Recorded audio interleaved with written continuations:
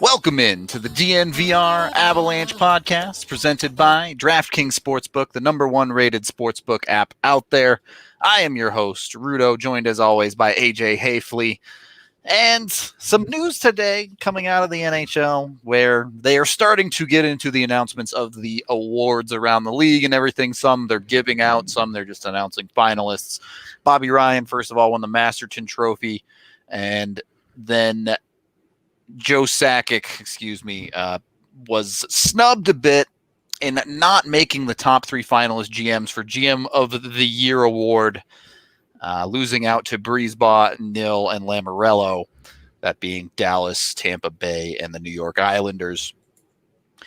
AJ, we were talking about it a little bit on the show, before the show, and we can get into it deeper here, but I just cannot see any justification for Joe Sakic not at least making the final 3. Yeah, this is always an award that they give to teams that do well. Yep. You know, kind of like how the coach of the year usually goes to is usually like those candidates are usually pulled from teams that we didn't think were very good who overperformed, and so the coach must have done an exceptional job, right? Right. So it's disappointing to see when you actually go back and you look at the body of work of what those GMs actually did. It's just you're not like, that much. This is what it takes to be GM of the year. So what you're telling me is that what it takes to be GM of the year is your team makes the conference finals, regardless of whether or not you do anything. As all 3 of the announced finalists are teams in the conference final. First off, let's start with Tampa Bay, because I think this one is the most straightforward one. They basically did the minimum possible in the offseason, and over the course of the season, they made, I guess, 2 deadline acquisitions, really. Yeah. But that was a team that was already stacked. Yeah. Like, Julien Brisebois did not have to build this team. Right. He didn't have to do much at all. Like, he had to he had to navigate some murky cap problems. Braden Point didn't sign until like late September. But otherwise, his offseason consisted of signing his own guys, which includes Braden Point eventually, plucking Kevin Shattenkirk off the scrap heap, Pat Maroon off the scrap heap, and signing Zach Bogosian in the springtime whenever he got healthy and got cut loose. Yeah, that was the offseason. And then he trades a first for Barclay Goodrow at the deadline, who, by the way, Barclay Goodrow, just for reference, 2 points in 8 regular season games, 3 points in 14 playoff games so far, giving up a first-round pick for that guy. And a first-round pick for Blake Coleman. That too. A little bit more to show for that one. 8 points in 14 playoff games there. So has some more value to them so far throughout this playoff run. But there's not any major moves here. There are not any franchise-altering moves in Tampa Bay's season. Yeah, and I mean, you could even argue Tampa Bay did. I mean, that Brisebois did more than Jim Nill did. Jim Nill signed old guys, though. Everybody loves old guys. Yeah, whether or not they were super impactful or not, I guess. That being Pavelski and Corey Perry, and I believe Sekera as well. Correct, were the 3 big signings for them. That was it, and nothing at the deadline. Yeah, absolutely. That was it. Nothing. That's literally all the Stars did, outside of re-sign some of their own guys. I don't get it. I mean, like, this isn't a thing that I'm gonna freak out about. You know, like, this isn't a big soapbox to get up on and shout from the top of about the great injustices. But like, this is stupid. It just from a I guess it's not statistical, but when you're taking an analysis standpoint of these GMs, you have Dallas Stars who made the conference final, but their additions were Joe Pavelski, who's been solid, Corey Perry, who's arguably Not been bad. kind of bad, Yeah. and then Andre Sekera, who's been a defenseman that exists. Compared to Joe Sakic, who in the offseason completely built essentially a second line and trading massive trade for Nazem Kadri, signing Jonas Donskoy, signing Andre Burakovsky after trading for him as well. Well, 1-year deal, whatever. Gets Andre Burakovsky as well. Even adds Pierre-Edouard Bellemare to his bottom six. Pulls Val Nichushkin off the scrap heap.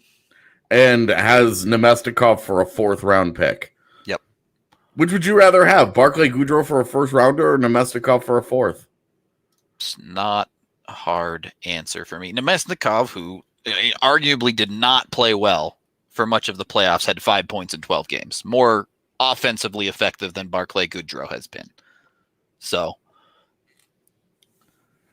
I don't get it. I don't understand where the logic is putting, especially Jim Nill in over Joe Sakic, but honestly, Breezeball either. Yeah, well, and it's not like Lou Lamoriello with the Isles did a ton. He didn't. I wouldn't say he went out and star-studded his lineup, but he at least made a couple moves, went out and got himself a goaltender. There were some decisions made. A lot of it was re-signing guys. Last summer alone, they re-upped Nelson, Eberle, Anders Lee, Anthony Beauvillier. Anders Lee, the big conversation there. Yeah. Well, and I mean, Eberle was a 5-year deal too. Like, that was a pretty big. Brock Nelson was a 6-year deal. Like, they spent a lot of money last summer just to keep guys intact. And I guess you could say that turned out to be a good idea because those guys have all been key players. They're in the conference finals. Yeah. And then he did sign Varley. But after that, the only other really like big impact move was the JG Pajot trade and subsequent signing. Another long-term contract there. Yeah. I mean, this Islanders team is like locked in for the next several years. You look at their cap sheet and there's not a whole lot of room. They also got Andy Green from New Jersey, and at the time it looked like Lou loves old guys, so he has somebody to talk to. But Andy Green's found the fountain of youth during the postseason. He's been really good. Multiple playoff goals, and he hadn't scored one in something like 10 years before this season or something like that. Ridiculous. But it was interesting to see how little the 3 finalist GMs actually did, I guess, compared to Joe Sakic, who overhauled a significant portion of his lineup going into this season. Yeah, and Derek Brassard was also an Isles deal. Yeah, that's true. Which worked out pretty well for them. Yeah, but I mean, we're still talking like of the ones that are on there. Lamoriello bothers me the least because he actually did things right. If he was a finalist, I'm not gonna complain about that. But seeing Nill and Breezeball in over Sakic just doesn't make any sense to me. So. Yeah, well, and like Sekera and Perry were like cheap deals that were like depth moves. Yeah, great. Not those are essentially, this is also the Jim Nill's also the same guy who bought out Val Nichushkin and watched him go to Colorado and blow up, basically. Yeah, go to a division rival. Yeah. And resurrect his career. And so it's like, should you get dinged for that? For letting that guy go, maybe. Yeah. For paying that guy to go away. They paid more money for that guy to go away than the Avs did for his season. So, I don't know. And the whole point of this is that Sakic got snubbed. Yep. And we're not... I would say that we haven't made a history on our show of stunting for a whole bunch of Avs to win every single award that they're up for. Yeah. Like when Nathan McKinnon wins the Lady Bang, it's going to be an absolute joke. I think we've actually actively argued against him winning that one. So yeah, well, that one is absurd. yeah, that one is absurd. But yeah, outside of Cale was Makar, I don't know that we've argued much for any of the Avs straight up winning an award. Yeah, I will say after the postseason, when Nathan McKinnon doesn't win the Hart, it's going to feel bad. Bad, but not surprising. Yeah, exactly. But it's going to feel worse than had they announced that at the beginning of the playoffs. True. Because watching what happened with Panarin and Draisaitl, it was like, you done disappeared, folks. Like, oh, you guys were in the bubble for a week. Thanks for coming. And Nathan McKinnon doing Wayne Gretzky things goes off, like just straight up just goes off in the playoffs, and it was like, damn it. Why does this have to be a regular season award? Yeah. But, oh well. So it is part of the problem with this GM of the Year award is that there's no real substance to how you win it. Like, it's just a bunch of vagary when it comes to the voting. I don't even know who votes on this. I don't either. But how do you make this award better? How do you prevent this award from being, well, these teams won games, so them? Yeah. I mean, I guess you just have to give the voters a better you have to give the voters a better outline, because for me, GM of the Year should be the guy whose body of work over the last offseason, the last calendar year. Yeah. Not including what they did at the draft, because anything affecting it's the NHL immediately that has to do with the draft you lucked into anyway. Yeah. Well, it's like there's only two guys every year who are ever going to get any kind of immediate returns. Right. Exactly. So I think you just need to have stronger outlines. It needs to be like, hey, there's this calendar year, whatever they do in this calendar year to build up their team, even if that means that, a 75-point team wins it, but they take the jump from a 55-point season, that's a huge leap. It should be acknowledged. A team that, I think stuff like that, it shouldn't just be, oh, hey, look, it's the guys who got into the conference finals. Yeah, why at that point you're just Kelly awarding... McCrimmon, did he finish fourth on that list? That'd be funny. That would be funny. It was the 4 conference finalists. But right, a GM at the end of the day, they don't play the hockey. They don't go out there and win the games. They put the team together. And if you're telling me that the best GMs in the league on a yearly given award are rewarded for the team that they already had put together, then this isn't a yearly award. This is a career service award. This is a lifetime achievement award or a body of work award. Exactly. So and to be honest, it's not like Lou Lamoriello built the majority of that Isles team. He rolled up this season and was like, I'm going to make a couple of moves here. But I don't know.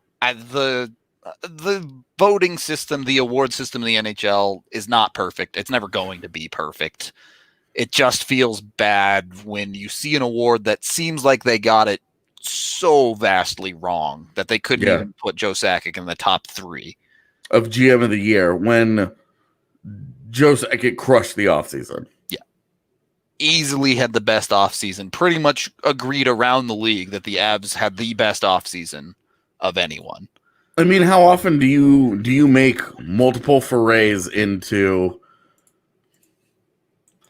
both trading and free agency? Yeah, into the blockbuster trade market and free agency, and none of those blow up in your face. Yep.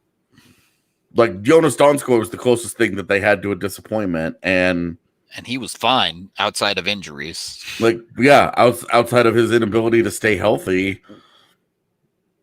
It was fine. Yep. We didn't even talk about the fact that he moved Soderbergh out to acquire pieces to help get Andre Burakovsky. Yeah. It wild to me that there isn't the respect there that he should be in the top 3. But oh, hey, Bruce Cassidy just won Jack Adams for coaching Boston. Jared Bednar finished 5th. Finished 5th? Who else is in there? Bruce Cassidy was 1st. Alain Vigneault was 2nd with Philly. John Tortorella 3rd with CBJ. He was my pick. Yeah, I'm okay with Torts. Craig Berube, St. Louis is 4th. Oh, I don't like that one. Dave Tippett of Edmonton was 7th. Yeah, I'm okay with Torts. Cassidy feels like you just picked Boston on that one. I don't know. Barry Trotz finished 14th with 1 second-place vote. That's nonsense. It's funny what the playoffs will do to perception, huh? In the conference finals. Yeah, so Jared Bednar got 6 first-place votes, 18 second-place votes, and 12 third-place votes. It'll be interesting to see who voted for where the 6 came from. About to see everyone on the East Coast vote for Bruce Cassidy. Yeah. Anyway, we do need to take our first period break before we dive into those conversations. So it is time to acknowledge Breckenridge Brewery, the official beer of DNVR. Whatever type of beer you want, you can get 8 of them down at the DNVR bar. Of course, the Nuggets playing tonight. If you haven't RSVP'd, be sure to sign up and get down there and get your beers. Or if you want to watch from home, you can always get your beer at your local liquor store. Use the beer locator on Breckenridge Brewery's website to find the beer you want and nearest to you. And our main... What's that? No, go ahead. Sorry. You're just making fun of me over there? The way that it's worded to find the beer. To find the beer. Yeah. It's like my quest in life is to find the beer. like your Zelda quest. Yeah, exactly. You get to the bar and it makes the little treasure sound. I have found the beer. Our main sponsor, DraftKings Sportsbook, as well, the #1 rated sportsbook app out there. Remember to get in and sign up if you haven't yet. They have some amazing no-brainer odds for the start of the football season if you haven't tried it yet. As long as Kansas City does not lose by 101 points, you can win some money this week. Just put a bet down, and it's basically free money. I don't know any other way to say it when they do these no-brainers. They're giving away money for you to just take from them. They're also giving away a ton of other events, whether it be their odds boosts or their $100 million in prizes to all users who enter their free football survivor pool. All you have to do is sign up for DraftKings Sportsbook, enter their survivor pool, and you'll get instantly into a share of up to $100 million in giveaways. Download the top-rated DraftKings Sportsbook app now and use promo code DNVR when you sign up to help us out and make sure you get in on the offer. Another deal for you, pick any team to win on week 1, bet $1 to win $100 if they win. That is 100-1 odds, folks. You don't get that very often. Week 1, pick your favorite football team, get the W, get $100. Only for a limited time, obviously. Week 1 coming and going very quickly. Must be 21 or older, Colorado only. Eligibility restrictions apply. See DraftKings.com/sportsbook for details. Gambling problem, call 1-800-522-4700. Second period of the DNVR Avalanche Podcast, presented by those DraftKings Sportsbook guys. It is dangerous to go out sober. I will take that beer, Ouroboros. Thank you very much. AJ, I don't know that there's a huge conversation around the GM or the coaching award. We kind of already talked about how it's just a goaltending / whichever team outperforms their expected award. And Bruce Cassidy was a little different just because the Bruins were great this year. They were unbelievable in the regular, especially the first half of the year. Yeah. So it's harder to extricate what a coach brings as opposed to a GM. Oh, it's so hard. There was no joke. There was recently a conversation in my mentions about how Patrick Waugh was a better NHL head coach than Jared Bednar. In part because he had won a Jack Adams in 2020. I don't even know what to say about that. That was the biggest twist of 2020 to me. that some people still think Wall was a good coach. That Or at it least was better on, than Bednar. Yeah. yeah, that it was at that level anyway. Fair enough. Well, I was blown away by that. Yeah. Couldn't quite believe that myself either. But as we're talking more on GMs in this conversation, the Avs, it's not like they don't have any work to do this offseason. There's plenty to do. And as we stated, that starts with in-house stuff. Obviously, Sakic signed Mikko Rant to his big deal last season, but he's staring down the barrel of a lot of contracts to get sorted out over the next 2-ish months. Yeah, I think today we'll skip the Landeskog-Makar conversation. That they are conversations that are interesting ones that we could probably do a whole show about. So yeah, I think that's certainly fair. I would say that the just given what we've heard already, Landeskog is likelier to be done this offseason than Makar, but I've actually heard some positive things about Makar being willing to sign, which surprises me. If I was Kel Makar, there's no way I would be signing a contract this summer. So that's interesting. And maybe even a little encouraging. Positive things are always something you want to hear. Whatever comes of it, whatever happens. But yeah, but those conversations, and realistically, those conversations haven't even happened yet. So for sure, let's start off by crushing our good guy Eddie's heart here, AJ. The first contract I want to talk about, Colin Wilson is not re-signing. Yeah, I don't know that Colin Wilson's NHL career is going to continue.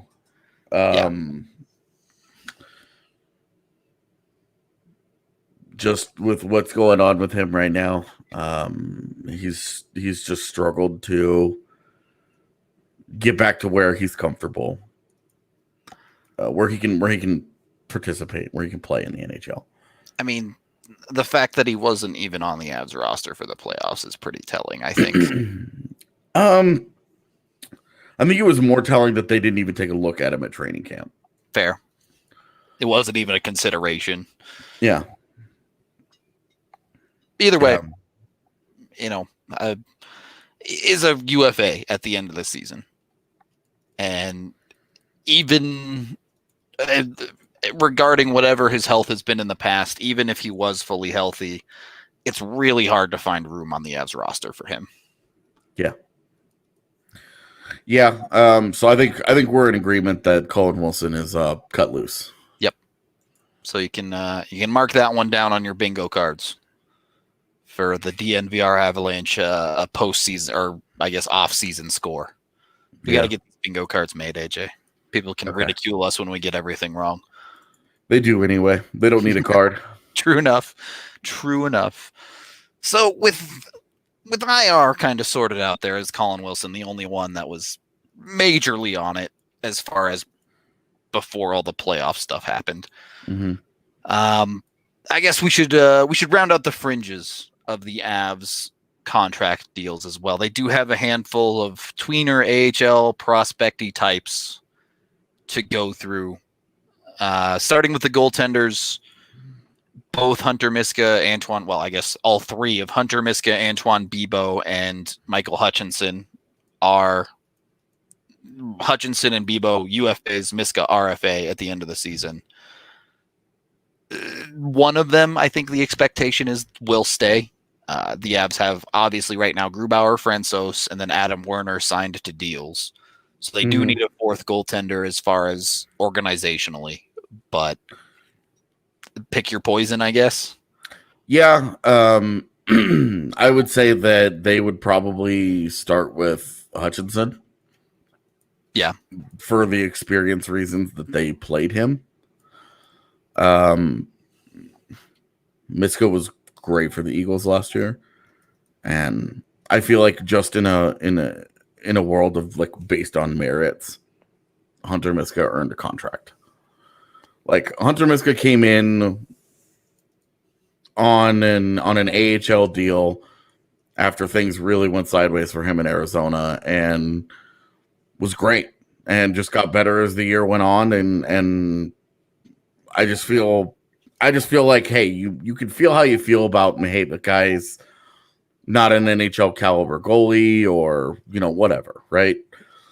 But to me, it just seems like you reward that guy. If you take away the recency bias of Michael Hutchinson winning the Avs 2 playoff games just last week, Hunter Miska had a gigantic .924 save percentage in the AHL with the Colorado Eagles this year. Yeah. Was excellent for them. Meanwhile, Michael Hutchinson, he did play 4 games in the AHL and played quite well, but he's found himself in this tweener position where he doesn't make a ton of sense as an AHL player for you, and he doesn't quite hack it as an NHL player for you either. So it's hard to find room for that guy, because you want to be giving someone like Adam Werner a decent amount of starts with the Colorado Eagles. And that's something you can do with Hunter Miska a little bit easier, where you can kind of tandem those guys.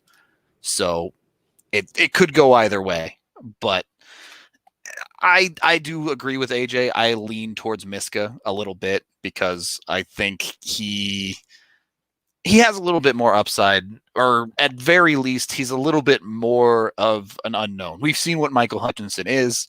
We've seen what he's capable of. Sure, he won the Avs 2 NHL playoff games. That happened, but in my opinion, that was more about Hutchinson having a good team playing in front of him than anything that particularly stood out about his play. So I would lean toward Miska as well as we keep moving up and down the Avs. Well, the fringes of their lineup, let's say.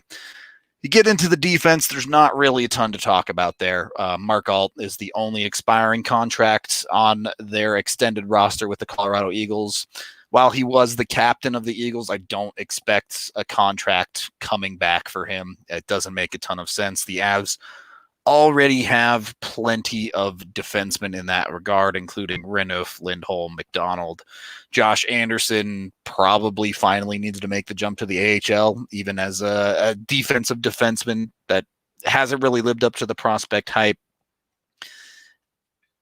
Alt just doesn't quite fit anymore, especially with the Avs having already committed to Jacob McDonald through 2022. So not a huge bunch of interest there. On the forward side of the fringes, Jason Megna as a UFA at the end of the year. Bring him back or don't, it doesn't really matter. You can replace him with another fringe AHL, NHL tweener type player, so not super relevant. The interesting ones are the RFAs for the forwards. You have Logan O'Connor, which locked to be signed. I don't think there's any doubt about that. That's a guy that could compete for an NHL roster spot in training camp and next season. So he's going to get signed. Nothing to even think about there. And then you have AJ Greer and Sheldon Dries. Dries being another one who played NHL games this season. We'll see. AJ, welcome back. Hello. Having the conversation about the Avs 3 RFA tweener forwards and O'Connor, Dries, and Greer. I'd give them all qualifying offers. Yep. I don't disagree. Greer and Dries should probably accept them. O'Connor should get a one-way deal. Yeah. I'm okay with that. That of these 3, the one legitimately competing for an NHL roster spot is O'Connor, is what I was saying when you came back. So yep, 100%. He's definitely a guy. Look, we're of two minds here. But Logan O'Connor had 16 regular season games where he was okay. He was, he had 2 goals and no assists. He had 5 playoff games and 1 assist. And we all felt like Logan O'Connor was really good. Yep. And, we're seeing this a lot already where it's like, oh, well, the playoffs, a playoff performance can't override an entire season, but it can. Because if a guy can't handle the postseason, I mean, I would argue even if it doesn't override, Logan O'Connor's just okay in the regular season was better than the majority of the Avs forward call-ups. Oh, I would have taken Logan O'Connor 10 times out of 10 over TJ Tynan. Right. TJ Tynan came up for 17 or 18 games and just didn't do anything. Yeah, it was too long. Yeah, he just didn't do anything. A handful of games for Magna as well, where you didn't feel like anything was getting accomplished. So, yeah, and at this point, I would qualify Greer just because he's a quality AHL player, and you never know, right? You qualify Greer, and maybe he ends up in a package for something down the line. Is kind of my look at it. Maybe he ends up in the Chris Begraw Ryan Graves swap that you're able to find someday for him. Sure. And if not, he's a quality AHL player. He's 23 years old. Like there doesn't need to be a rush to move on from him. Don't let assets your go expectations are yeah. The expectations on him have just changed. You're no longer talking about him as an NHL prospect, asset, potential, whatever. You just appreciate that guy replaces going out and signing the Jason Magna replacement. You don't need to go sign another vet. Yep. You're already looking at AJ Greer as one of those guys. That's fine for me. Yep. That's pretty much where that is at on the Avs fringes and extended parts of their roster. So it is what it is. Nothing major. Either way, I think if someone like Logan O'Connor doesn't get signed, that would be extremely surprising and disappointing. But outside of that, whatever happens, you just kind of shrug your shoulders. Yeah, that's not whatever. Even if they decide not to qualify Dries, you're just kind of like, okay, sure, yeah. I'd make the same argument for Dries as I would Greer. Those are your AHL veterans. Like those are in your top 6 somewhere. Veterans are in the AHL can be 24 years old. It's fine. Yeah. Moving into the real Avs roster, significant work to do on both the forward and the defensive side. Let's start with some of the easy parts of the defense first. Mark Barberio.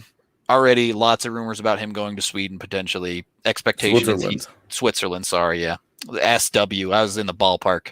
Stupid American. All European countries are the same. So expectations are he's gone. The other one, Kevin Connaughton, if there was thought about bringing him back, boy, the playoffs didn't do him any favors. They really didn't. Connaughton is the tough one because I think we kind of touched on this in yesterday's show with McDonald's ability to kind of go do either thing. A bench body, yeah. With Connaughton, he just didn't show very well. In all of his NHL time this year, and yeah, it sucks that his call up came when he had to play defense against Connor McDavid, but when you get torched, you get torched, you know? Yeah. I mean, you have to at least be able to survive. Like, you're gonna be on the ice against good players every night. It's the NHL. Yeah. That's just that's part of the take, unfortunately. And given no, dude, they're not telling us anything about injuries. We won't get to know anything, I imagine, for the most part. It's they're even more locked down about this than ever. The bubble presented an opportunity to jump in and say, cool, you don't get any news about injuries. Yeah. So it is what it is on that front. Zadorov or his wife keeps taking pictures of him outside of outside of health clinics or random whatever. shots. we're really struggling to find information because the team just doesn't want. They don't ever want to say anything anyway. But now they've got the cover of COVID that they just they don't want to tell us a damn thing. So I think that's a good stopping place for the second period, as looking like Barberio and Connaughton probably not going to get signed, in part because Connor Timmins and Bowen Byram exist. Yeah. But We can take our second period break there, as it is time to talk about WGT Golf, the number one golf game out there with more than 20 million players who love to play around the world. You can play a bunch of amazing courses, true to life, like Pebble Beach, Bethpage, Black, and many others. We have tournaments every single weekend here at DNVR. Search for DNVRgolf.com and then find DNVR3, our third clubhouse, to join in, get in on the events, and win yourself some tournaments. Get the top of the leaderboard across all three clubhouses. They all play and compete against each other together. So jump in. DNVR3 now has over 130 members. So we're talking about well over 600 people in all of our clubhouses. Jump in, join the fun. You can compete against us anytime. You can challenge other players and have fun with all of that. Highly recommend it. Join us before we have to start DNVR 4. Third period of the DNVR Avalanche Podcast, and we're presented by DraftKings Sportsbook. Now we get into the real conversations, the real contracts and decisions that the Avs have to make for this coming season. Let's start with Ryan Graves. We talked about it on yesterday's show. He's proven that he is a bona fide NHL defenseman.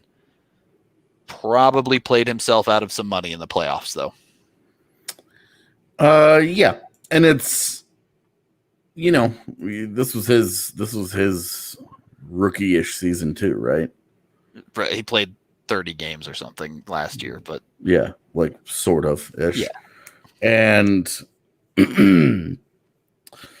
certainly his first time playing in the postseason, and they had to give him a big role, basically. Yep. Certainly when CJ went down. Tough trial by fire there. Tough go of it for him. Yeah. Colorado should be careful on that contract, as they always should have been. It was always like, there was a world where halfway through the season you could have talked yourself into a 3 or 4 year deal for Ryan Graves. Now there's no way. One of my I think on January 1st I wrote a bold predictions column, and one of them was that he was gonna get a 3-year contract. Would be real hard sell for me now to give him a 3-year deal. I used Nick Holden as his comparable, and then I adjusted for where the cap is now. Yep. And it came out to a 3-year deal at $1.9 million, and that's even with the fact that Nick Holden was quite a bit more productive offensively. Yeah. I think it would be tough to do that now.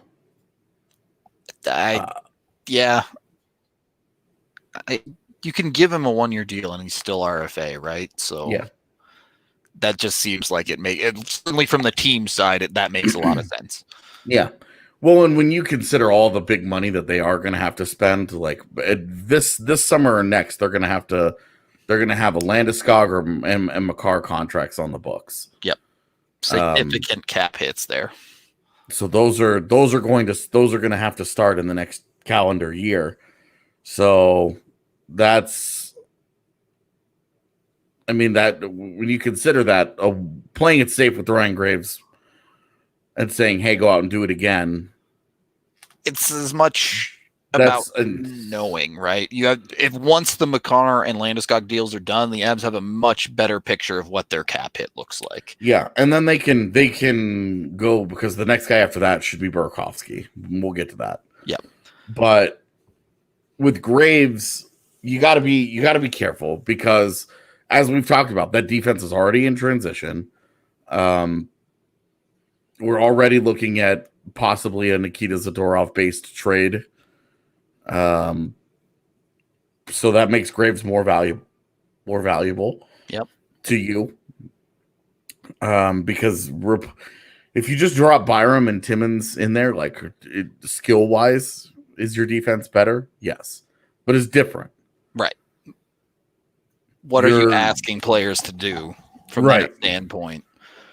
Because you're gonna lose some size, and you're gonna lose some of that inherent physicality. Like, Makar will throw a hit, Byram will throw a hit, but those guys aren't guys that you would ever consider. Like, people aren't looking up at the physical blue line and defenders. seeing those guys and going, I think twice about this. Right. They'll take their chances. Yeah. So, we'll see, right? Yep. With Graves, I just think that definitely bring him back, but be careful with it. Yeah, I think that's a good way to put it. Reward him for the season that he's had. He certainly deserves to make $2 million, $1.5 million. That's, whatever. I mean, the other side of that 1-year deal is if you overpay him a little bit, who cares? Yeah. An extra $500,000 on a 1-year deal means very, very little. So for that guy, it would mean a lot to him personally, and it would be kind of a nice reward, sure. Yeah, but you also have to be careful because if you take that extra $500,000 approach with 3 or 4 guys, then you've wasted some money. Sure. You got to be. I mean, I'm just saying you got to. How many of these guys are you signing to 1-year deals? I guess is the question we'll continue to answer here. You kind of already mentioned Zadorov. Expectation is he'll be QO'd just to retain his rights, and then who knows? Will he get moved? Will they come to a contract agreement? I don't know. Yeah, this one got tougher too because you were thinking, okay, Graves is replacing Zadorov. He's more consistent, does sort of the same thing, but doesn't, provides you with more offense and doesn't provide you with the same level of frustrations that Zadorov does. Also, Zadorov's already making over $3 million and Graves is not. So just balancing those two out, you're saying, okay, well, Graves is the more consistent, clear option, even if he's the lower ceiling player. You're getting most of his ceiling more often than you are Zadorov, and you're doing it at a third of the price. Yeah, and the big question here. Well, not the big question, but part of the big question here is, look, the Avs have already had negotiations with Zadorov once, and they weren't the best. Last year's 1-year deal took them 10 seconds to sign. Yep. And it totally felt like Zadorov banking on himself. Yep. Where the Avs were like, we want to do a 1-year deal, and Zadorov was like, it's cool with me. Give me the money, and we'll readdress it next year. Yeah. It's next year. A guy like that, one good year, he makes $5 million. But the year just wasn't that good for him. So where does that sit? Where does Zadorov feel his worth is at? If Zadorov says, look, I'll come back for another year at the same price, easy. Signed, sealed, delivered. But I don't know how realistic that is. Yeah. So I mean, look, if they could feel like they could get, I mean, at this point, Zadorov is what he is. Yep. All this talk about potential and him living up to it, and this is a pipe dream at this point. Yeah, he's 25 now. He'll be 26 halfway through next season. And it's not like you bury the guy, but you're talking about a guy he has 356 regular season games and 33 postseason games. So this is a dude who is pushing 400 games played in the NHL. He's an NHLer, and you live with the problems in his game that he has. Right. He's a physical defender on the outside. He's a good defender when he can keep it simple, and all he has to do is defend the one guy at a time. He's not very good in team defense. He's not any good in front of his own net. All of that physicality just disappears. We see it time and time again. He's not very good on the PK because of it. It just, he's got strengths and weaknesses like everybody else. So, Z is just a guy that he is who he is at this point. And anybody that continues to dream on potential and upside, like, I appreciate your optimism, but you're being unrealistic. It's kind of funny because Ryan Graves is kind of the same guy. He's a month younger than Nikita Zadorov. And while he doesn't have the NHL experience, this is a guy in the prime of his career. He doesn't have the growth that a younger player does left in his game. Yeah. So when you're looking at the Avs' decision-making, which for the most part comes down to Graves and Zadorov. You could throw Ian Cole in there a little bit too. They are what they're going to be. And that's what you need to make your decisions off of in the immediate if you're the Avs. Because not only is that the case, but the Avs are trying to win a cup right now. Yeah. It's go time. Yeah. Not, this guy will be good in 3 years. So that's the defensive side of the conversation on guys the Avs need to extend other than potential Cale Makar talk, which I'm sure we'll get to over the next month or so. The forward side, Vlad Kamenev has already signed in the KHL, so he is gone. Would you give him a qualifying offer just to retain his rights? How many contracts do the Avs have? 46? Probably not. I wouldn't either. If the Avs had like 42 contracts or something, sure. You give him a qualifying offer for a year, just who knows. But even then, I don't think I would. I would just be done because with it. It's gonna. He's not coming back in a year, It's the same kind of conversation with AJ Greer there. Maybe he's like an extra throw-in piece that someone has found interesting. Yeah. But not significantly impactful at all. So that is what it is. I would just let it be. We'll start with Matt Nieto. Expectation there. Probably done. You can get what that guy gives you for cheaper instead of paying him UFA money.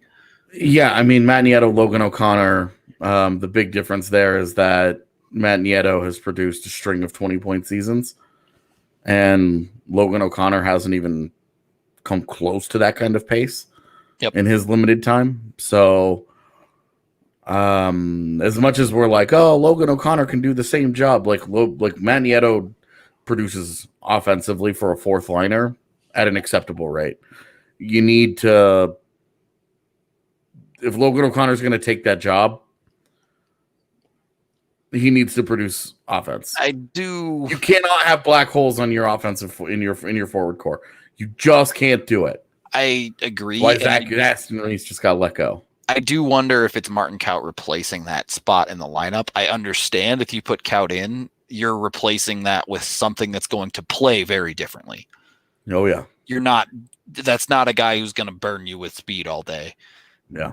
But he's got way more smarts and skill. Right. Exactly. You're filling, in the broad sense of filling a bottom six role, very replaceable. In the exact way that Matt Nieto does it, Logan O'Connor fits that mold a lot better. It could go either way. Honestly, I think Martin Kaut's the better player, and he should get first crack. I'm 100% with you on that. It's more that I think Martin Kaut's going to replace this next guy on our list here. Vlad Nemesnikov? Yeah. Yeah. Also, we've had this conversation a bunch after he was acquired, and he started playing very well in the regular season for the Avs. Free agency, he's 27. This is the one time he has to really get a lot of money. And it's realistically not money the Avs are going to want to pay him to be a third-line guy most of the time, probably. Yeah. And his playoffs kind of marred by the fact that he got hurt early on. And even Jared Bednar said in one of his pressers that he never really recovered, was the same after that. And even then, he scored twice in Game 7. Yep. He had his moment, which was nice. It was nice to see a moment because otherwise, during the playoffs, it wasn't very good for Nemesnikov. During the regular season, it was great. He's a quality player that fits very well with them, just on the whole. His usage was bizarre. He was a top flight PK guy in Ottawa and comes to Colorado and doesn't ever play on the PK. Yeah. So that's I think I would love to know what the hell Jared Bednar was thinking there. Doesn't sort of odd. Yep, definitely weird. Because it's not like he wasn't already rotating guy. Jost and Donskoy were randomly getting PK minutes towards the end of the year too, and it was just kind of, I don't know. I'd let him go. I'd let him test the market. If he can't find a market, 2 weeks in or whatever, and maybe you come back around and you're like, hey, we'll here's $3 million for a year or two or whatever. Or kind of like what Colin Wilson did, where Colin Yeah. Wilson was like, I like it here. I'm comfortable here. The team liked him, but said, hey, we're not going to pay you anywhere close to what you were making. You want to give this another whirl. And, if Nemestikov took a 1-year deal, if he replaced Colin Wilson's contract, a 1-year deal at $2.6 million, I wouldn't have any bones about that. Yeah, if he wants to take a pay cut, if he doesn't want a big pay long-term commitment, that's fine. He can come back and he can be a very effective piece in the Avs bottom six. The reason I think most people are talking about moving on from him is because it's not going to be cost effective. Yeah, you're talking about a multi-year deal north of $3 million and potentially in that $4 million range. On an Avs team that already has 2 of those contracts in Jonas Donskoy and JT Compher. Yeah. So with him, I think you're comfortable letting him go, and if the fates just align in a certain way, maybe you could make it so that he comes back. Yeah, I agree with that. I think that's realistic for that player. But what is realistic for the next 2? Tyson Jost, Val Nichushkin. Nichushkin, a similar story to a lot of guys that we talked about so far. Is he an NHL player? Yeah, he sure looks like it. Has he earned a contract? Yeah, I think so. Boy, did that offense disappear in the playoffs, though. Yeah, I mean, I think they're in the same boat for me. You give them both, qualifying offers and you keep them. Well, yeah, that part for sure. Anybody that thinks you just cut them loose and you move on doesn't know what they're talking about. 21-year-old players who can be cost effective bottom of the lineup players for you are still valuable in the league. The fact that you're mad that he was a 10th overall pick, that's your problem. You got to get over that. Looking at what Jost could have been, where he was drafted, all of that, it's a waste of time. It's white noise. You're getting lost in stuff that doesn't matter anymore. The reality is that matters is who Jost is as a player, how he can help the team now. He's an easy qualifying offer. There's no doubt about that. You give him the qualifying offer. I would look to move him and Zadorov in a deal together. I don't necessarily disagree with that. Just looking at production here, you already mentioned it with Matt Nieto, consistent 20-point player. Yeah. Tyson Jost NHL career, 22, 26, 23 points. Matt Nieto's last contract was 2 years at 1.975. Throw that at Jost adjusted for inflation or whatever. Yeah. And then you can move him if you want to move him. I would give him 2 years at $2 million. Yeah. Given some of the contract comps that we've seen that have happened already between Troy Terry, Sonny Milano, and Anders Bjork. It just makes sense. Yeah, easily. Nichushkin, same thing. Elite defensive impacts, and if you can get 27 points out of him again, then you're totally pleased. You have no problems with that. For me, if you're gonna keep him around because he has he gives you elite defense from the wing, play him on the damn PK. Yeah, that 1, 2. Is there a thought to a 1-year deal on Nuke, given that he's 25? Oh yeah, I would only give him a 1-year deal. Give him a 1-year deal. And make him repeat that season. And then if he can go out and he gives you 27 points again, then you can have the multi-year conversation. If he goes out and gives you 35 points, then you're having a multi-year conversation no matter what. Yep. If he goes out and gives you 12 points, then you're probably cutting bait. Because then he's more of the guy that you picked up off the scrap heap than the guy that was a revelation for you. So this is easy. You just keep it simple. Don't do anything funny. Keep those guys around, because you're talking about short term. You're talking about like quality, like bottom 6 guys who can help you and can give you a little bit of offense, and you're not reverting back to the Gabe Bork days where you've got a 4th line guy that can only play a couple minutes a game because otherwise he gets crushed. The exact type of player you don't want to commit long-term to. It's why when the Avs didn't get Ryan Carpenter last offseason and Chicago signed him to a 3-year deal, everyone was like, oh, okay. Good luck with that, Chicago. because you don't commit to those guys for 3 years. Even like the Belmar 2-year, Calvert 3-year thing, like that stuff has to be done for them. Yep. So that has to be done. Yeah, I agree. It's especially given the Couts, the Logan O'Connors, the Shane Bowers that are coming. Right. Alex. Oh my God, dude. Gabe Bork has 14 points in the last 2 seasons. Incredible. The last 3 seasons combined, he has, I guess you can even go back 4 seasons because he had that 1 year. He played 6 whole games for the Avs. Yeah.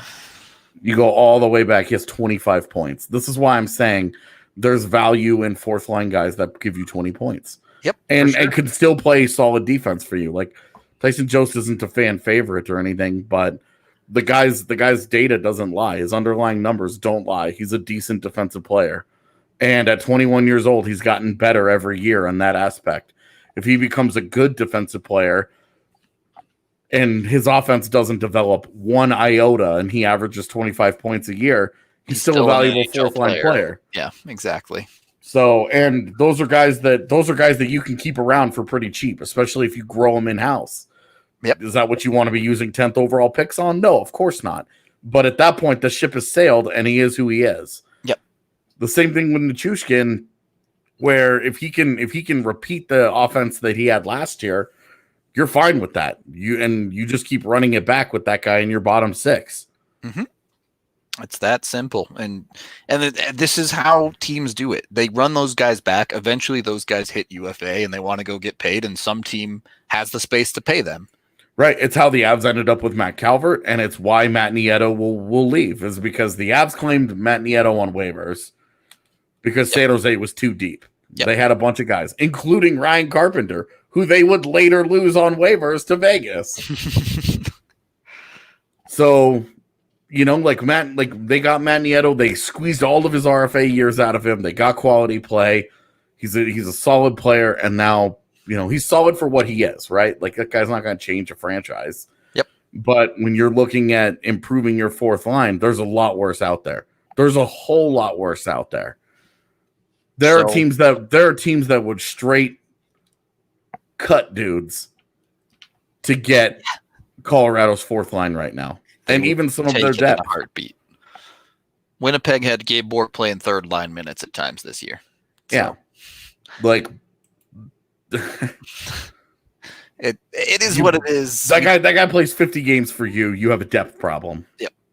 We do need to move on as we're approaching the hour mark here. One last final big one. Andre Burakovsky. Obviously, you qualify him. Right. No brainer qualifying. The question here is, how much term do you give him, and where are you comfortable with money? For me, it's about 3 years. I'm comfortable at 3 years, $4.5 million. That's kind of where I've settled on it. I've come around to the $4.5 million over the past couple months. If he wants 5 and it's gonna take 5 to get him, you do it. But yeah, agreed. Anything more than 5 starts to feel real sketchy with the flat cap. That would take a substantial term for me.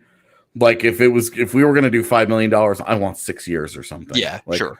That it needs to be to the point where it's like significant value on the back end. That's his UFA years. You're just laughing to the bank because the guy's giving you 25 goals a year. That's where we differ a little bit. I still think you push for a little bit of term on this guy. 4 or 5 years, I think, would be great, especially when you're looking at, hey, look, you were willing to give JT Compher and Jonas Donskoy 4 years. Yeah. This guy. Donskoy, they probably had to do because of the UFA. But Compher was a self-inflicted wound. And that's the question. If the Avs say, hey, we want 5 years, and Burakovsky goes, okay, I want $6 million, then you go, okay, no. But if he's willing to negotiate for a longer term deal, then I think the Avs should be in on it heavily. And if his camp came back with a 5.5, would you take that? A 5.5? Yeah, I would. Yeah, me too. And I think absolutely would not want to go any shorter than 3 years. I would agree. Yeah, You're just giving gets him a through the chance end to of McKinnon. earn more money at that point. Yeah. The reason why I would prefer 3 years because it gets him to the end of McKinnon's deal, and then by that point you have a really solid idea. Like your conversations at the end of McKinnon's deal are you're going to sign whatever you can sign. You're going to have to do some stuff when McKinnon needs an extended contract. Yeah. So you deal with that problem when you get there. Boy, it would help if that cap jumped about $15 million that year. That Seattle money comes in. So I don't think, for the most part, I don't think the Avs offseason in-house work is that complicated. No. They just need to get it done, make sure they have solid numbers on guys and know where they stand. So when it comes to what else they're doing, whether that be a goaltender, whether that be a top six forward, whether it be Alex Pietrangelo, they know how much money they have, and they need to have at least decent ideas. TJ Brody, sure. At least decent ideas on where Landeskog and Makar stand too. Mm-hmm. And then you work with what you have. I think it's that straightforward. So we'll see. We'll see what the Avs do in about a month's time. Maybe they'll have moves before then. Who knows? But AJ, any final thoughts on GM Joe Sakic and the Avs work to do this offseason? He got snubbed in the vote for the GM of the year, but ultimately, who the hell cares? You're trying to win a Stanley Cup, not a GM of the Year award. True that. Beyond that, this is going to be a fun offseason. There's a lot of stuff that they can do, and I'm excited for us to talk about it every day. It sucks that we're here and they're not still playing, but now it's time to make the best of it. It's going to be a fun offseason. That's right. Draft coverage. Going to be a big offseason. Out the wazoo, we got draft coverage, we got player season reviews, we got all sorts of articles coming y'all's way. So get ready, gear up. Hockey never quits around here.